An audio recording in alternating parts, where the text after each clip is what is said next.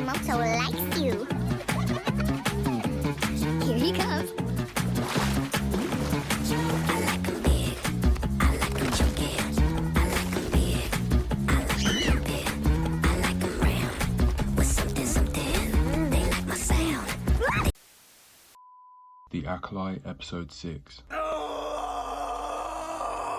So, like I've been saying since my first coverage of the first episode of The Acolyte, the writing and dialogue for this show have been some of the worst that I've ever seen in any movie or series. So when I tell you that this episode has nothing but dialogue between three groups of two people, spewing information to each other in the most boring way possible, I think you know how I feel about this episode. It's garbage! And I have no doubt that you guys feel the same way as I do.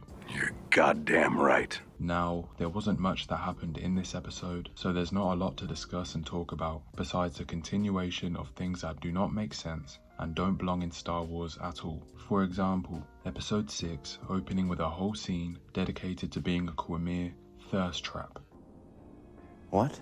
Yeah, for all the smart people out there who decided not to waste their precious time watching this show and only watch YouTube videos covering it, I'm not exaggerating at all. A scene like this belongs anywhere but Star Wars. I don't know who told Leslie Headland that Star Wars was basically Twilight in space, but they've done this twice now, and this is not what viewers want to see from Star Wars. You can say that again. I know Disney are focused on trying to turn this IP into a girl's brand, but there was no need for this scene. It did nothing to progress the story and was irrelevant to the plot of the episode. Leslie Headland needs to get her priorities straight and focus on improving her terrible writing skills.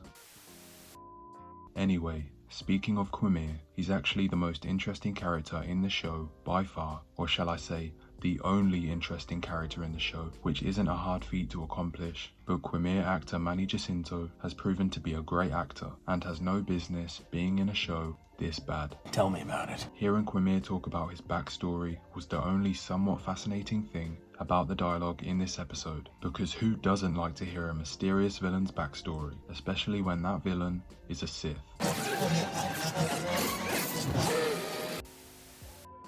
This episode attempts to convey a feeling of tension and almost entirely relies on it, yet completely fails to do so, because there can't be tension when all the characters have no depth, are unlikable, and have no qualities for the audience to care about. Us viewers know hardly anything about these characters, and we have no reason to care for them at all. We hardly know them, they are uninteresting, they make stupid decisions, their character arcs change completely from scene to scene, May and Osha specifically, and we've only known of their empty existence for 6 30-minute episodes. There simply cannot be tension when the writers give us no reason to care about anything that's happening. You're goddamn right. Also, I'd like to finally mention that throughout this whole season, there has been no sense of time. Characters travel from planet to planet instantly, no matter how far some of these planets are from one another. In the first episode, characters travel across the whole galaxy in a matter of hours, or that's how it seems anyway, considering there's no confirmation of time in this series. There's no mention or acknowledgement of time and how it affects the story. To travel across the whole Star Wars galaxy takes many days,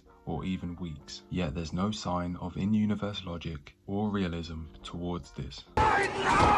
This took effect once again in episode 6, where we see that somehow Quimir and Osha had already left the jungle planet, travelled to another planet, who knows how long it took to get there, and settled down there before Sol and May had even got into their ship to leave the jungle planet. This is stupid and makes absolutely no sense. It's so awkward to the point where its ridiculousness is immediately noticeable to the audience when it's shown. And there's no way that May knocked Osha out in the previous episode so hard that Quimir had time to take her to another planet before she woke up. These extremely nonsensical things only happen for the plot to happen, and they're done in the most stupid and lazy ways possible every time.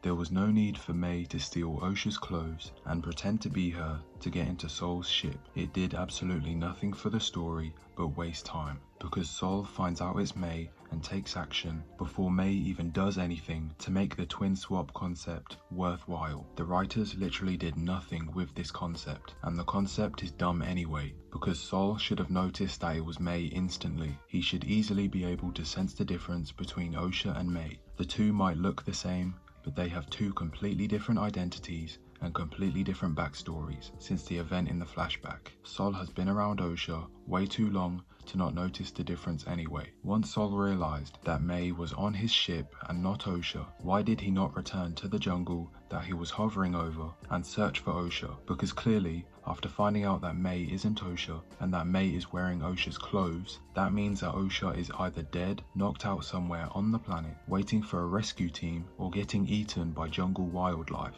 But instead of returning to the planet, Sol says fuck Osha and jumps into hyperspeed without a second thought. Fuck. And why did Sol go on this whole monologue about how Osha takes care of her droid? You found him. Your pip droid. Yes. He's okay now. I noticed the way you take care of him. Talk to him. Love him. Even though he's just a machine.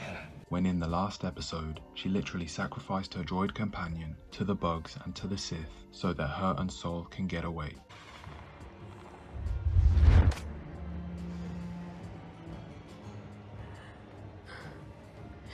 I love you,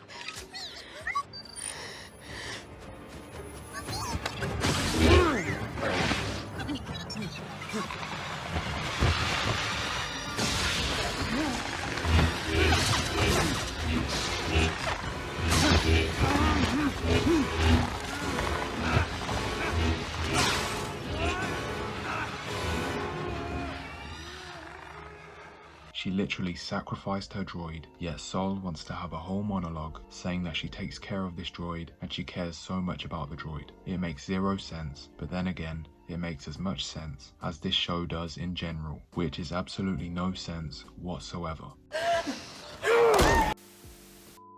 Anyway, there's so many more intricate issues and problems with the storytelling in this episode and would take hours to cover all of them, but most of them have been done throughout the entire season because the writers are not aware of how many plot holes and flaws they include into their products, and who really wants to spend that much time breaking down basic writing mistakes that shouldn't happen in the first place for a show that nobody is watching anyway. I certainly don't. I've covered the main issues with this episode, and so I'll leave the rest to you guys. The Acolyte is a dumpster fire, and these episodes are unbearable to sit through. Anyway, let us know how you feel about this episode down below, and I'll see you on the next one.